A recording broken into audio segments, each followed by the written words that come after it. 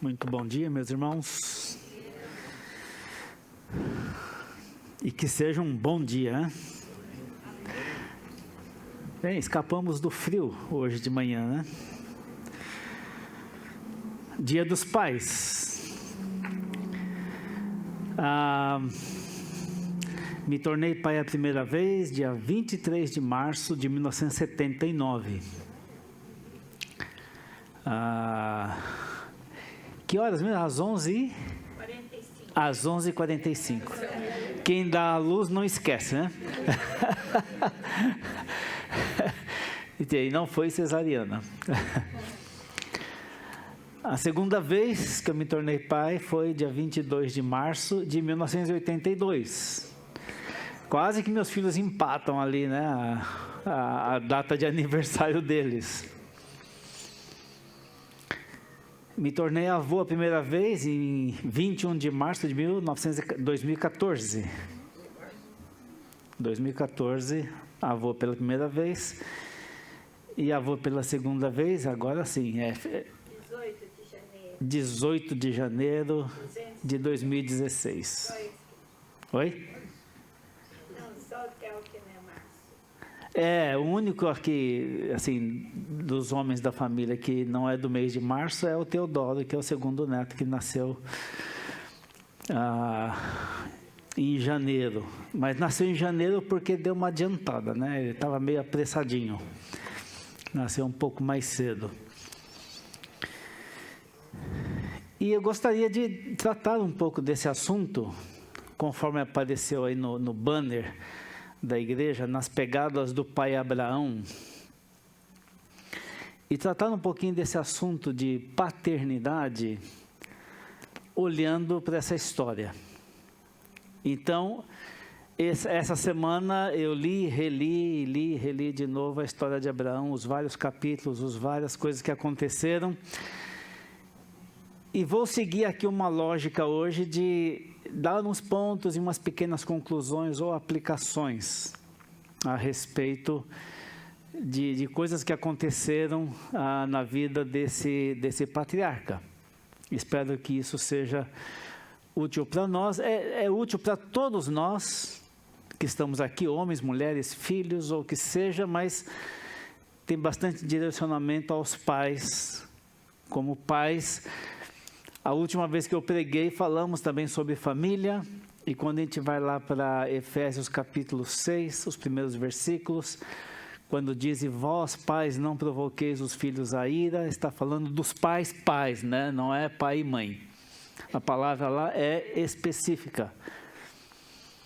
E essa palavra hoje tem bastante a respeito, para falar a respeito dos pais. Mas antes de entrar em alguns aspectos da vida de Abraão, eu queria considerar um pouquinho sobre essa coisa da origem da paternidade. Por que existem pais? E é a mesma origem para a maternidade. Por que existem mães? Então, o que acontece, a origem da paternidade e da maternidade tem a ver quando, e aí eu vou me referir à pessoa de Deus como Trindade. Então, quando a Trindade decidiu criar os seres humanos, como vemos no livro de Gênesis, nos primeiros capítulos, a Trindade os criou da seguinte maneira, conforme a nossa imagem e semelhança. Quem esteve na aula do pastor Gerson de Pentateuco, ouviu sobre esses ensinamentos, o começo ali, na última quinta-feira. Então, quando a Trindade quer criar e decide criar os seres humanos, ele o faz dessa maneira, conforme a nossa imagem e semelhança. A Trindade também decidiu que a humanidade seria constituída de famílias. Isso é uma decisão soberana. Então, famílias. E essas famílias, soberanamente decididas por Deus, seria constituído de pai, mãe e filhos. Essa é a razão que a gente diz que a família é a célula principal de onde a sociedade se desenvolve, porque a humanidade foi criada com essa característica. É assim que ela foi criada por Deus. Quando Deus pensou a família, Ele não pensou, hoje, falando do nosso mundo, bilhões de indivíduos soltos por aí. Famílias, pais, mães, filhos. Também decidiu que somente o primeiro ser humano, Adão, seria criado diretamente com suas próprias mãos. Ou seja, ele decidiu que ia criar a primeira pessoa, o primeiro homem, e que ele não continuaria fazendo isso. Então, ele não continuou fazendo outros seres humanos com as suas próprias mãos, né? Algumas vezes, pessoas que creem na teoria da evolução dizem que história é essa de um boneco de barro que saiu andando, né? Mas a ideia aqui, quando diz que foi criado do pó da terra, está muito mais relacionado a ter sido criado com os elementos do solo. Então, não quer dizer que Deus fez um boneco de barro, ou do que quer que seja, e depois soprou nele o fôlego da vida. Não, Ele criou com carne e osso e tudo mais, e depois soprou o fôlego da vida. Então, diz que existem mais de 60 elementos que você encontra no ser humano e que você encontra no solo também. Então, fomos criados não como um boneco de barro, que depois saiu andando de alguma maneira, mas dos elementos que Deus utilizou do solo. Aliás, o solo do nosso planeta é a matéria-prima para tudo que existe nesse planeta. Tudo. Tudo que existe nesse planeta vem do solo do nosso planeta, inclusive nós, pessoas. Então, Eva já foi criada, tirada do corpo de Adão. E daí para frente, todos os seres humanos foram criados conforme descrito no Salmo 139. Então, formado então o primeiro casal de seres humanos, e aqui hoje eu vou dar duas frases ou dois conceitos que eu acho que precisa ser dito nesses dias em que nós vivemos aqui. Então, presta atenção nisso, né? Porque eu estou falando de casal. Casal é que se casa. Portanto, presta atenção, homem com homem não é um casal, e mulher com mulher também não é um casal. Você acredita nisso? Precisamos reafirmar nós pais, não só homens, pais e mães, reafirmar essa verdade com os nossos filhos, desde que eles começam a ter alguma compreensão, porque eles vão para a escola e vão aprender diferente. Aliás, um dos chefes de pediatria da Sociedade de Pediatria nos Estados Unidos disse uma vez que gênero é para coisas, seres humanos têm sexo. Gênero você dá para coisas.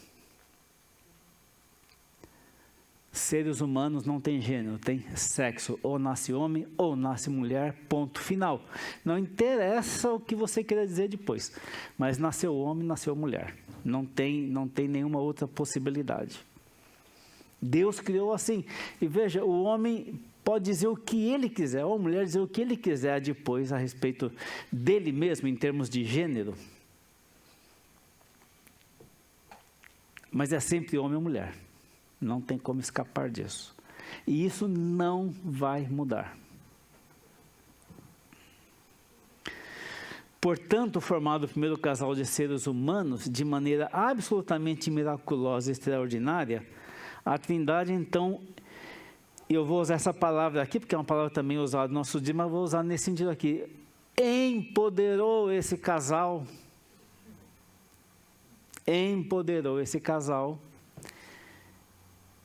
para perpetuar a humanidade e criar novos seres. O que também e quando eu estou dizendo empoderamento, é empoderamento. No sentido de que Deus dividiu, ou empoderou, ou deu do seu próprio poder a um casal, aos seres humanos, de reproduzir outros seres humanos. E assim como os primeiros seres humanos criados à imagem e semelhança de Deus, todos os seres que nós reproduzimos como família, como casais, também nascem nesse mundo à imagem e semelhança de Deus. Meio estragado por causa do pecado, é óbvio, mas à imagem e semelhança de Deus. Isso, eu vou dizer assim, isso é que é empoderamento. Todo o resto que você dizer assim, de empoderamento masculino, feminino, ou o que quer que seja, não chega nem perto disso aqui. Porque isso aqui é empoderamento. Não é? De um casal se relacionar sexualmente e uma partícula minúscula, microscópica de um espermatozoide com uma partícula minúscula de um óvulo feminino fecundar e criar um ser humano completo. Isso é empoderamento.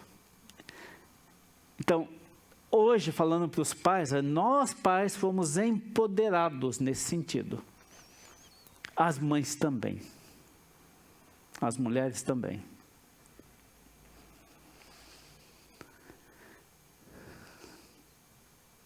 E aí eu preciso dar outra frase aqui, de novo outro conceito, de novo por causa dessa questão de como nós vivemos os nossos dias e o liberalismo moral, ou a imoralidade dos nossos dias. Eu preciso dizer isso aqui, o relacionamento sexual, então presta atenção nisso, isso aqui depois acho que fica disponibilizado, né, Rogério? Para os grupos e tudo mais. O relacionamento sexual é ordenado nas Escrituras para ser praticado somente entre um homem e mulher que sejam casados entre si. Ultimamente eu tenho que, quando eu digo isso, tenho que dizer assim, são casados entre si. Para nenhum malandro dizer que eu sou casado, então eu posso pular a cerca para lá, porque eu já sou casado. Então, que sejam casados entre si. E por isto mesmo, são proibidas todas as outras práticas sexuais, sendo todas elas consideradas pecaminosas. Ou seja, qualquer prática sexual fora do que for ordenado por Deus, fora do casamento, são práticas pecaminosas, condenadas nas Escrituras. Aí uma vez eu falei isso para um amigo meu e ele falou assim...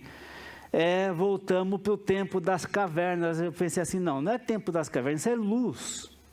Isso não é caverna, isso não é escondido. Isso é a luz sob a qual nós precisamos caminhar nos nossos dias. Porque Deus criou dessa maneira.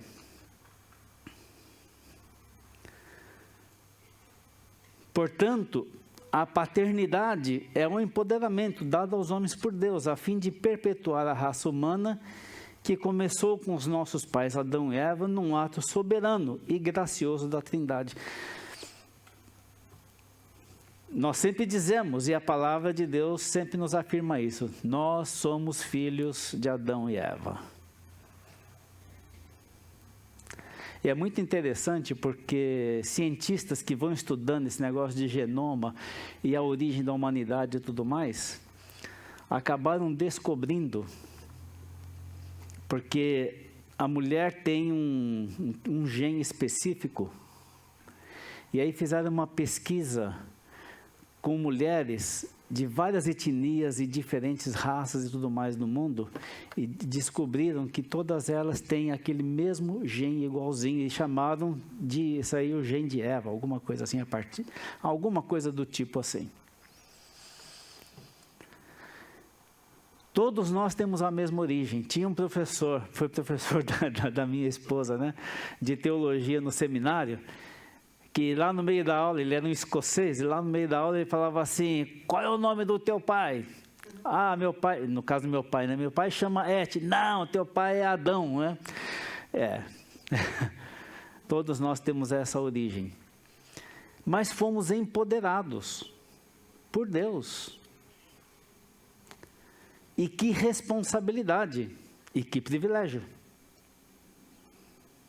Que Deus decidiu que iria trabalhar dessa maneira e criar a humanidade dessa maneira. Por isso, quando Adão e Eva têm a capacidade, ou empoderados por Deus, para reproduzir novos seres humanos, à imagem e semelhança de Deus, e daí para frente, dessa maneira, é por isso que nós somos uma raça humana.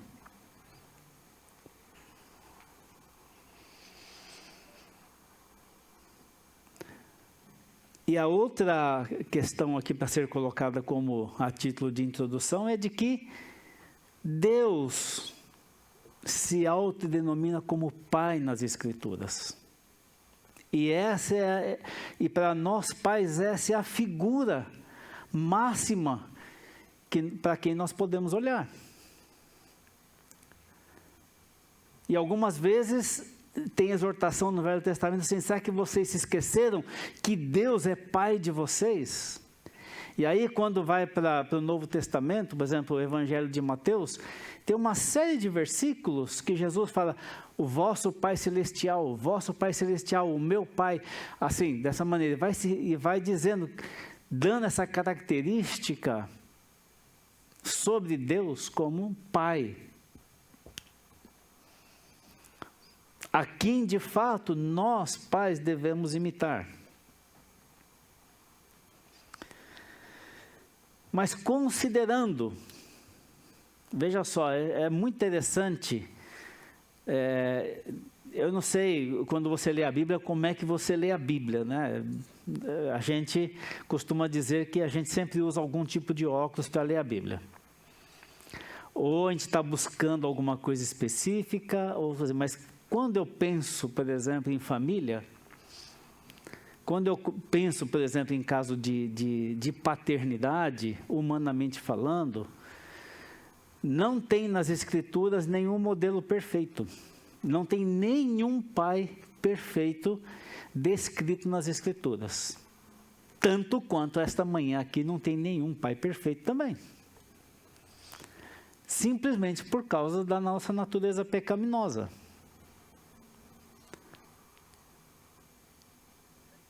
Se não houvesse pecado, nós teríamos famílias perfeitas, filhos perfeitos, que nunca se rebelariam contra nós, e nunca se rebelariam contra Deus, mas isso não é verdade.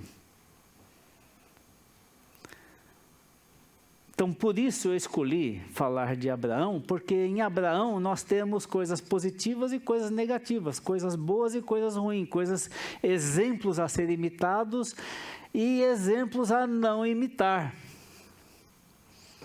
Mas eu estava ouvindo rapidamente uma mensagem no rádio esses dias que diz assim que nós não precisamos ensinar nossos filhos a fazer coisas erradas, porque isso eles nascem sabendo.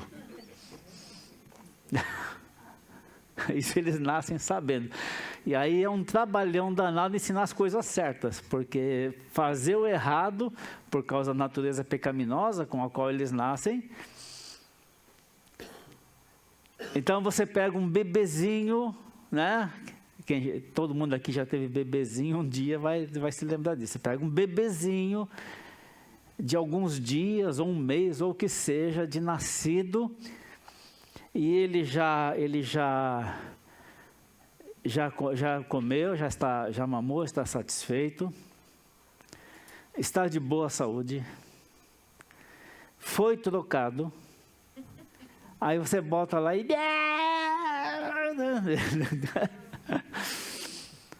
está lá. Ele não está consciente ainda que é isso que está acontecendo, mas é isso que está acontecendo. De tal maneira que diz que uma mãe chegou a consultar com a sua criança no pediatra e falou assim: doutor, como é que eu devo educar meu filho? Ele falou assim: qual a idade do seu filho? Ela falou: 3 meses. Ele falou assim: já perdeu 3 meses já.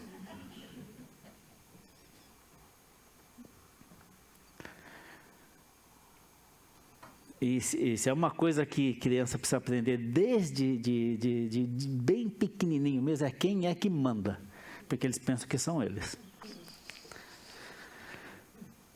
Mas vamos para Abraão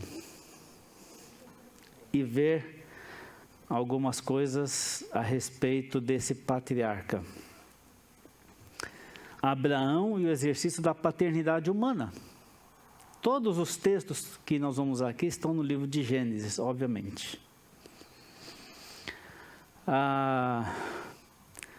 Então, algumas coisas que é interessante considerar a respeito de Abraão, e eu vou falar de 3.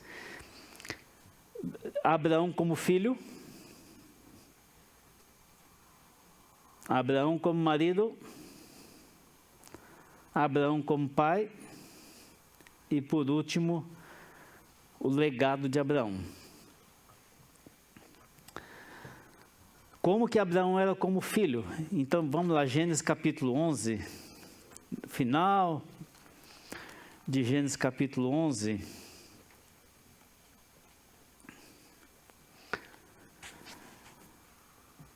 O primeiro nome de Abraão, antes de Deus mudar o nome para Abraão, ele se chamava Abrão. Então, pensa bem. Terá é o pai de Abrão. Então, quando Terá tinha 70 anos de idade, e você vai ver isso no versículo 26, viveu Terá 70 anos e gerou a Abrão, a Naor e a Arã, 3 filhos. Então, quando ele completou 70 anos de idade, Terá viveu 205 anos, você vai ver no último versículo desse capítulo. Quando ele completou 70 anos, ele já tinha gerado esses 3 filhos, não quer dizer que eram gêmeos. Então, obviamente, não nasceram no mesmo ano. Mas Abraão, pela forma como está colocado no texto, Abraão deve ter sido o primogênito. Então, quando nasce essa criança, imagina, nasceu um bebê e o pai dá um nome para ele, pai honrado, pai exaltado. Então, o que esse pai está pensando do que esse filho vai ser? Ao colocar um nome no seu filho, assim, o nome do meu filho será pai exaltado. Ele ainda é um bebê recém-nascido e o pai já disse que esse é o nome dele. Então, esse pai Terá está olhando, pensando e olhando para o futuro dessa criança, se ele vai ser um pai exaltado, um pai honrado. E dá esse nome para ele. É mais ou menos como se uma mãe aqui tivesse um bebezinho, uma garotinha pequenininha, e na hora de dar o nome, pudesse dizer, o nome dela é Mãezinha Carinhosa, percebe? Ninguém, até hoje, até onde eu sei, ninguém nunca deu esse nome para uma menina, pelo menos na nossa cultura, né? Mas é como se a mãe fizesse uma coisa assim. E ela pega esse bebê nos braços, e ela tem a responsabilidade de dar nome a ela, e ela fala assim, ela vai ser uma mãe carinhosa. Então, qual é o nome dela? Mãe Carinhosa. É mais ou menos isso que Terá fez com Abraão. Esse menino vai ser um pai honrado. O que ele não sabia, Terá, é que esse pai honrado só seria pai aos 86 anos de idade, quando gerou Ismael, e depois com 100 anos de idade, quando gerou Isaac.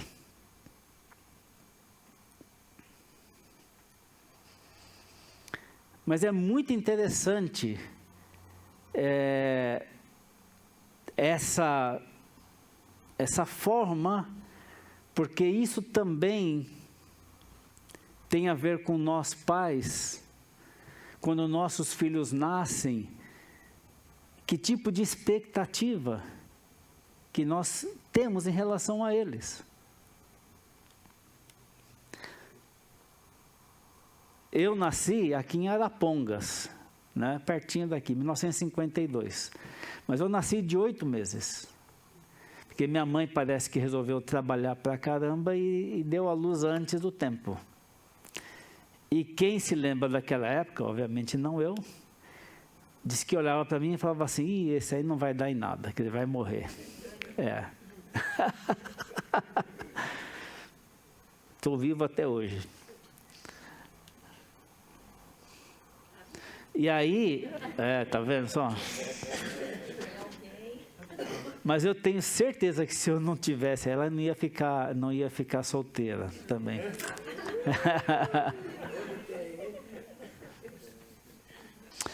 Mas o que eu quero realmente tirar desse ponto aqui, essa coisa de dar nome, e que nome se dá, e que expectativa que se tem em relação aos filhos que nós geramos, é que é uma grande responsabilidade gerar filhos e dar nomes a eles. Porque às vezes o nome mostra também um pouquinho da expectativa que os pais têm.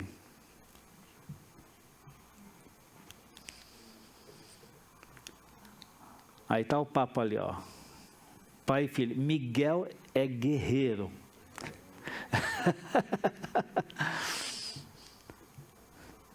Então, quando você nasceu, você vai falar assim, esse aqui vai ser guerreiro, vai Miguel. E Eloá, que não está aqui hoje de manhã, é um nome para Deus. Então, imagina o que o pai e a mãe estavam pensando quando deram nomes aos seus filhos. Abraão cresce e se casa com Sarai, sua meia-irmã. Essa informação está em Gênesis 20, 12, que a gente não dá para ler todos os textos. Mas lá em Gênesis 20, 12, a segunda vez que Abraão diz que ela era irmã dele, ele explica e diz o seguinte, olha, de fato ela é minha meia-irmã, porque é filha do mesmo pai, ou seja, do meu pai, mas com outra mulher. Então a gente supõe também que ou Terá tinha 2 mulheres ou mais, que não era anormal na época, ou ele teve um caso, né? um ou outro. Uma vez eu estava viajando dentro de Moçambique, quando eu morava lá, e passamos num lugar, e tinha um pastor moçambicano do meu lado, né, eu estava dirigindo o carro, e passamos num lugar, ele falou assim, tá vendo ali, pastor? Eu falei, o quê? Olha ali, tá vendo aquela casa ali no meio? Eu falei, tô vendo uma casa no meio. E todas essas casinhas em volta? Eu falei, tô vendo. Ele falou assim, ali no meio mora um homem, que deve ser um chefe, um líder de alguma coisa, e essas casas aqui em volta são das mulheres dele. Aí tinha várias casinhas ali em volta, né?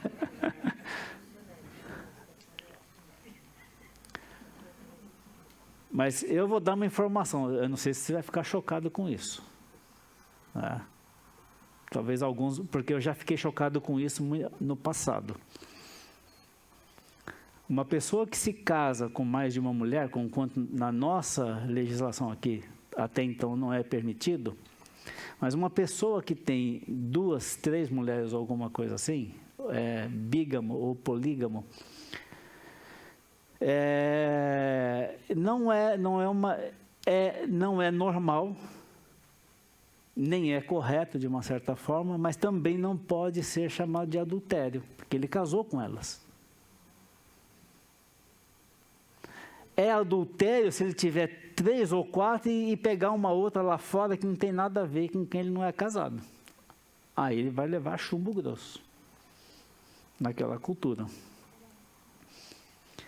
Por favor, não saia dizendo por aí que o pastor é liberal e que diz que pode casar não sei quantas vezes.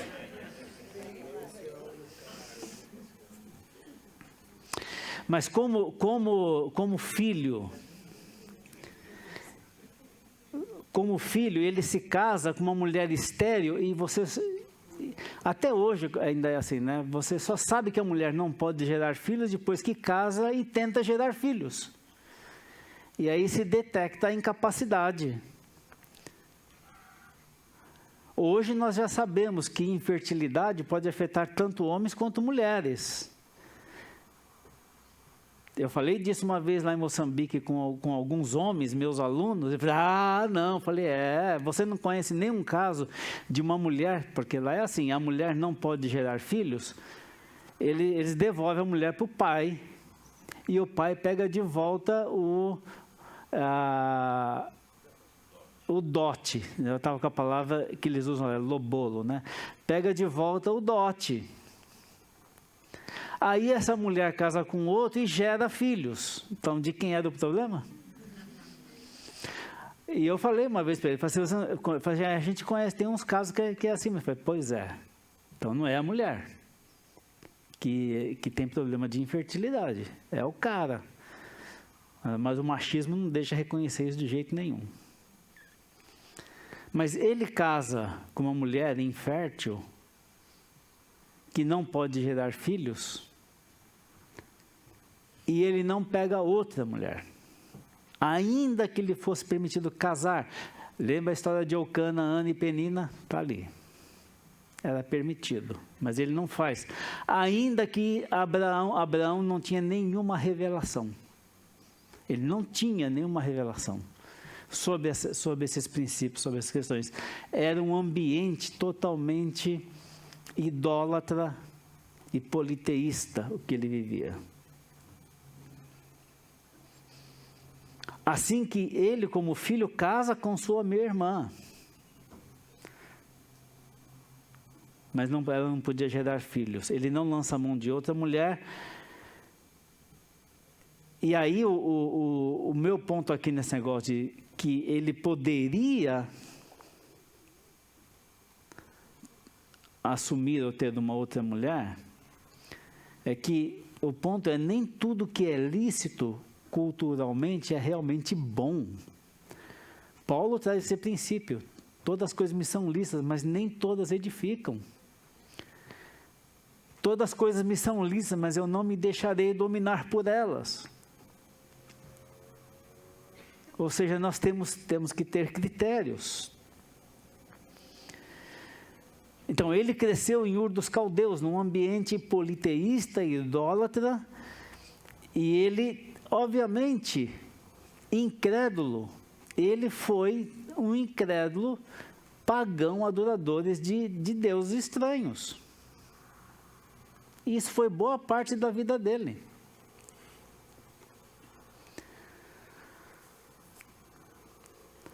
O ambiente, veja só, ele sai de Ur dos Caldeus, aonde o ambiente era politeísta e idólatra. Inclusive, supõe-se que em Ur dos Caldeus se ofereciam sacrifícios humanos nos cultos pagãos. E eles se mudam para Harã, uma distância de pelo menos 900 quilômetros. Ele sai de Ur dos Caldeus para Harã, com todas as coisas, e vão para Harã, para um ambiente também politeísta e idólatra. Abrão não tinha, presta atenção nisso, Abrão não tinha ninguém na sua época, ou do seu conhecimento, que lhe servisse de apoio espiritual no bom sentido. No sentido correto da palavra de Deus. Ele não tinha uma congregação. Ele não tinha familiares. Todo mundo do seu relacionamento, inclusive ele, eram politeístas, idólatras, com práticas absolutamente pagãs, condenadas na palavra de Deus.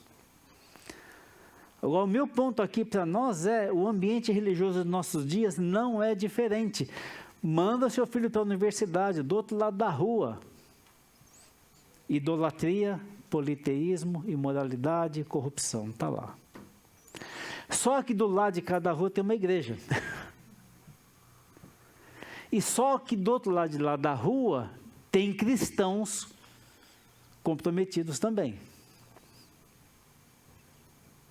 Manda seu filho para trabalhar e ele vai para um ambiente, esse tipo de ambiente, politeísta, idólatra, imoral, corrupto, mas ele tem uma igreja, uma família para onde ir. E talvez lá ele tenha irmãos e irmãs comprometidos também, que o ajudam a não se corromper.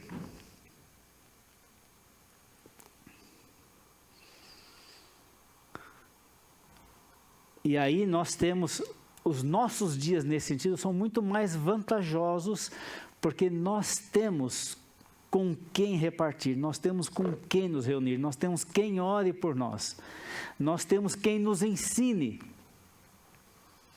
nós temos quem nos apoie.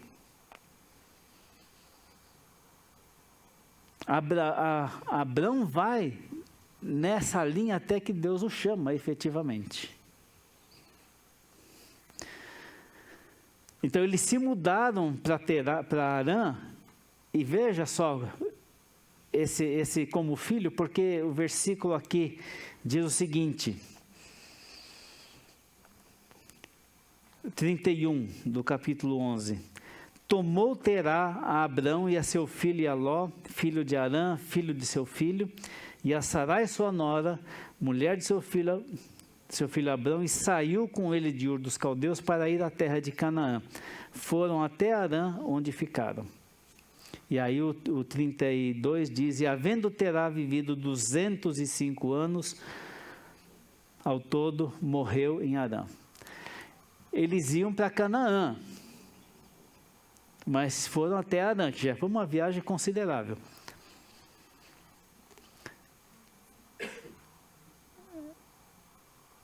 Só que eles saem desse ambiente corrompido e tudo mais e vão para um outro ambiente corrompido e não vão a Canaã, e depois então Abrão só sai dali, e esse é o meu ponto em relação à questão de Abrão como filho. Com 75 anos de idade, em Gênesis capítulo 12, versículo 4, diz que quando Deus chama Abraão, ele sai com Sarai e Ló com ele, e ele tinha 75 anos de idade. Então ali começa efetivamente a caminhada de fé de Abrão.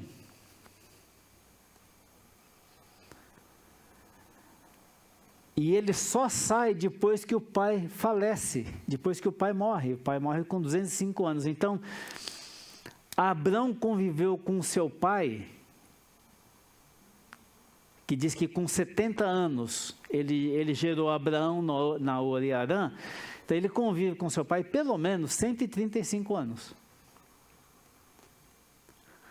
E o ponto aqui é: filhos honram os pais quando eles ficam incapazes de cuidar de si mesmos. E talvez é por isso eles não chegaram a Canaã. Talvez pararam em Harã. Talvez a saúde de Terá já não possibilitava viajar mais tão longe. Talvez aí se estabelece por causa disso. Mas o fato da cronologia determinar, né, no 12, que Deus chama Abrão e ele tinha 75 anos, e no final do capítulo 11 diz que Terá já tinha morrido, a gente pode pressupor sem nenhum problema que ele só saiu depois que o pai já tinha morrido. E provavelmente, como ele foi o único que foi, porque Naor ficou em Ur dos Caldeus, e Harã morreu bem cedo, em termos de idade, o seu irmão, então a mim parece que Abrão fica até que seu pai já não tenha mais vida, ele sepulta o seu pai e tudo mais, e então, quando Deus o chama, ele está livre e ele não deixa para trás um pai. Então, essa ideia de honrar os pais até enquanto eles vivem, porque esse é o princípio. Honrar os pais, os filhos honram os pais enquanto eles vivem. Agora, pais, presta atenção, desenvolvam um relacionamento bom com seus filhos, para que eles sejam os seus amigos até o fim das suas vidas. Tem muitos filhos que com pais idosos, cujo relacionamento não é bom, não é saudável, e aí, se eles têm condições, preferem pagar alguém para cuidar dos seus pais do que eles mesmos fazer isso.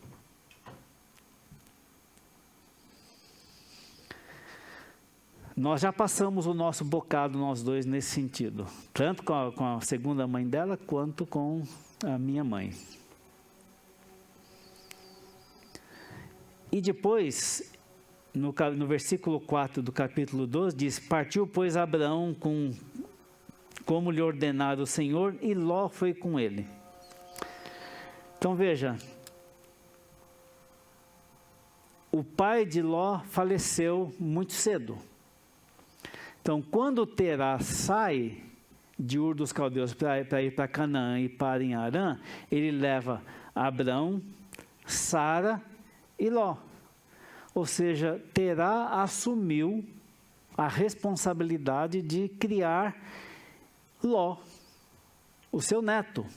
Aí, quando ele morre em Harã, Abrão assume essa responsabilidade de cuidar de Ló. Existem muitas culturas que a forma de parentesco é totalmente diferente da nossa.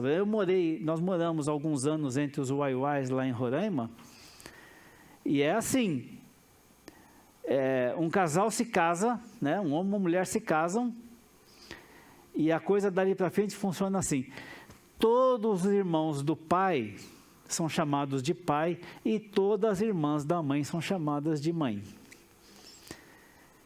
Tia, a irmã do pai é tia, e o irmão da mãe é tio. O que isso significa? Que se esse pai morrer com uma criança pequena, o seu irmão tem que assumir a responsabilidade de criar essa criança. Se uma mãe morre com um filho bebê na idade de amamentação, a outra irmã que tem bebê que está amamentando, amamenta esse também. Eu diria assim, na sociedade Waiwai, não tem criança abandonada. Não tem criança abandonada. Isso aqui me parece o seguinte, que Abrão assume a paternidade de Ló, de alguma maneira, porque leva ele junto. Tem gente que diz: por que Abrão foi levar Ló com ele? Só deu problema. E de fato, só deu problema. Mas talvez ele sabia que tinha essa responsabilidade. E algumas vezes, alguns de nós podemos ser chamados, homens aqui, à paternidade de quem nós não geramos.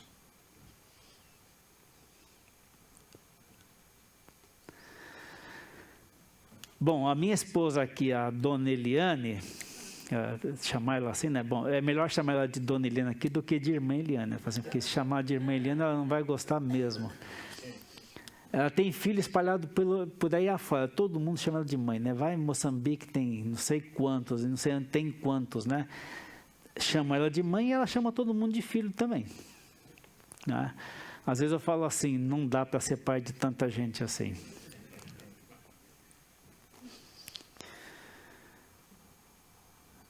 Eu vou ter que pular aqui um bocado de coisa, e aí, como dizia um colega nosso lá da missão que a gente trabalhou, fala assim: não vai dar para falar tudo aqui, depois vocês estudam em casa. Então, eu vou ter que pular um bocado de coisa aqui. Eu já sabia que tinha preparado coisa demais para hoje de manhã. Eu não vou falar de Abrão como marido, eu vou pular essa parte. Talvez alguns aspectos de Abraão como pai. Ele gerou Ismael com 86 anos. Uma trama de Sara, porque Sara está ficando apavorada com essa coisa que eu não vou ser mãe. Então, tá aí, pode, e você pode ter certeza, viu? Porque a gente lê o texto ali e parece que Sara falou uma vez só, mas deve ter azucrinado no ouvido de Abraão até que ele resolveu. Então vamos lá.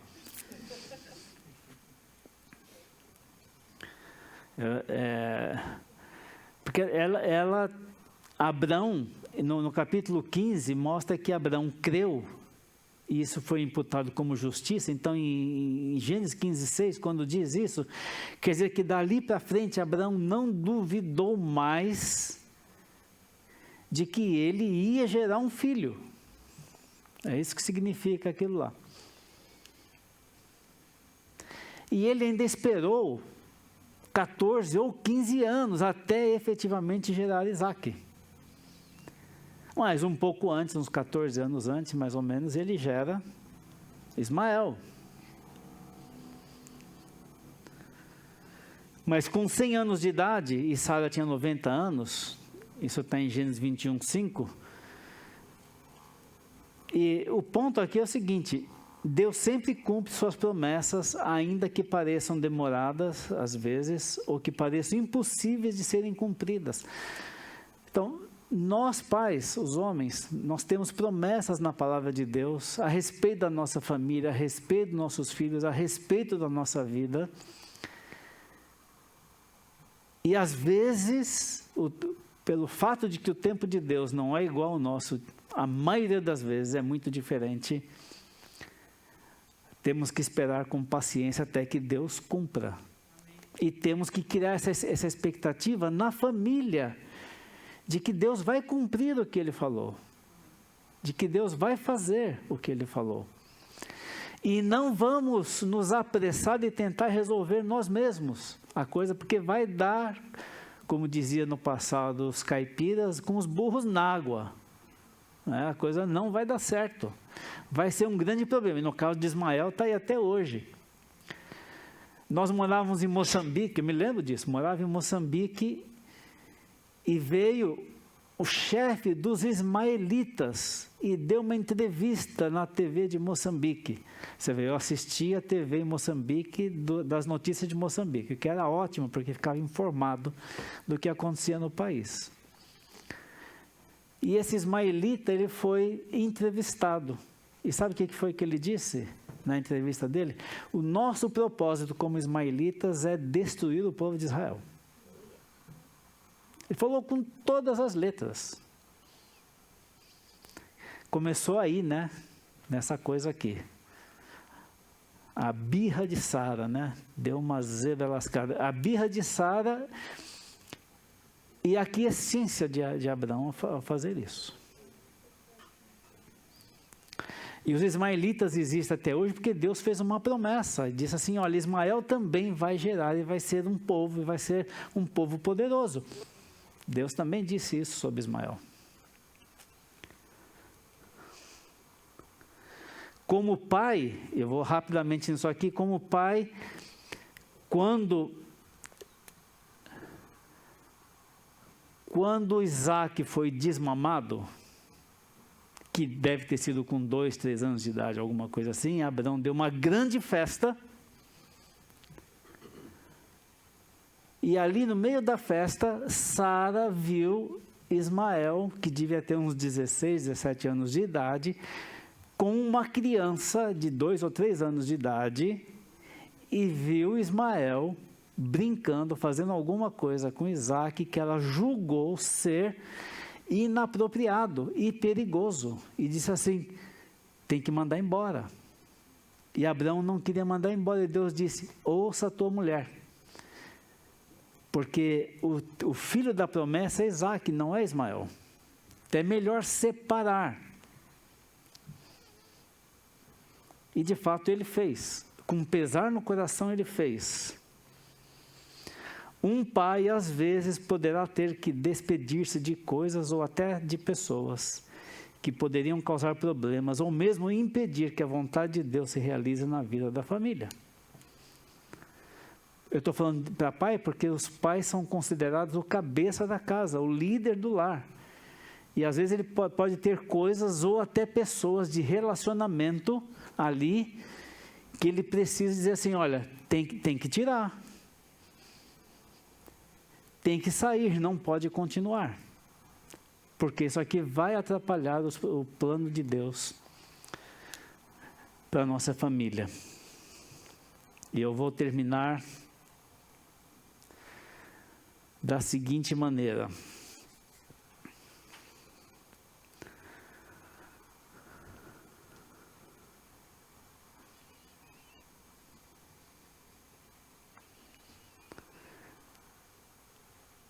Que é a questão do legado de fé, nas pegadas do pai Abraão, um legado de obediência e fé.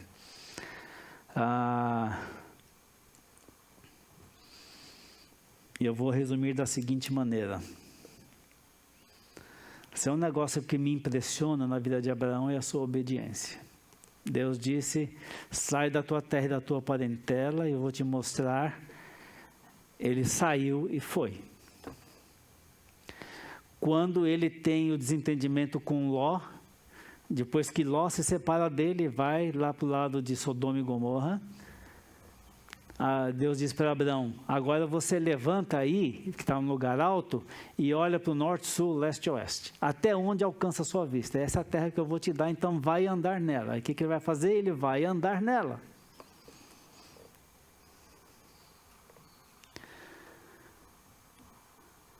Quando ele tinha 99 anos de idade, Deus diz para ele assim, circuncida todos os homens aí todos, gente, não era pouca gente não, porque lembra, quando ele se meteu numa guerra, ele tinha um pequeno exército de 318 pessoas. 318 significa que ele tinha 318 homens capazes de lutar uma guerra, se envolver numa guerra. Isso implica que eram homens de 18 até mais ou menos 40 anos de idade. Então, tinha os mais velhos e os mais novos. Então, tinha que se considerar todo mundo. Se você comprou como escravo, o que seja, que nasceu aí, e ele também. Aí, quando Isaac nasce, ele circuncida Isaac com 8 anos e se tornou regra para o povo de Israel, judeu até hoje. Crianças, quando são circuncidadas ao 8º dia de nascimento. Aí dizem, depois de muito tempo, então, os médicos vão dizer o seguinte, bem, com 8 dias de idade, a criança quase não sente dor nenhuma, e a coagulação é muito rápida. O melhor dia de coagulação na vida de uma pessoa é quando tem 8 dias de idade. Então, por isso, ao 8º dia. Ou seja, a caminhada de Abraão e as pegadas, nós dizemos assim, Deus manda, obedece. Deus manda e obedece. Entrega o teu filho em sacrifício, em holocausto, que é tudo queimado. O texto diz, no dia seguinte ele foi. No dia seguinte ele foi. Não tem essa de levantar no dia e falar assim, bom, vamos ver, será que é isso mesmo aqui que Deus mandou? No dia seguinte ele vai. Quando ele encontra com o sacerdote Melquisedeque, ele dá dízimo de tudo aquilo que ele tinha. Então, Melquisedeque devia andar com um séquito de pessoas também, porque quando ele levou o dízimo de Abraão, ele levou boi, levou cabrito, levou um bocado de coisa. Prata, ouro, o que tinha de bens, Abraão, ele diz lá no texto que ele deu dízimo de tudo. Então imagina, Melquisedeque também não estava sozinho, né? Porque não ia ter como levar tudo aquilo para casa, ou para onde quer que fosse que ele ia. O desafio para nós, e aí nós temos o fato de que Abraão se torna o pai da fé, e que nós pais temos que ser o modelo de fé para os nossos filhos. Nós não vamos ser o pai da fé de todo mundo como é Abraão, ou Abraão, obviamente que não, só tem um, é ele mesmo. Mas o pai da fé dos nossos filhos e de outras pessoas nós devemos ser. Modelos de fé e obediência nós temos que ser. Para que a gente, como pais, possamos honrar e glorificar a Deus nessa tarefa, nesse privilégio de tarefa de ser pai e mãe e poder glorificar a Deus dessa maneira. Amém, meus irmãos? Obrigado, Senhor, pela Tua palavra.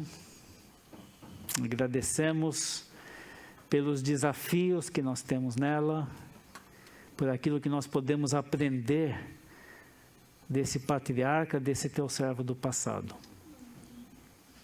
E rogamos assim que possamos entender e ter para nós princípios da forma como ele viveu.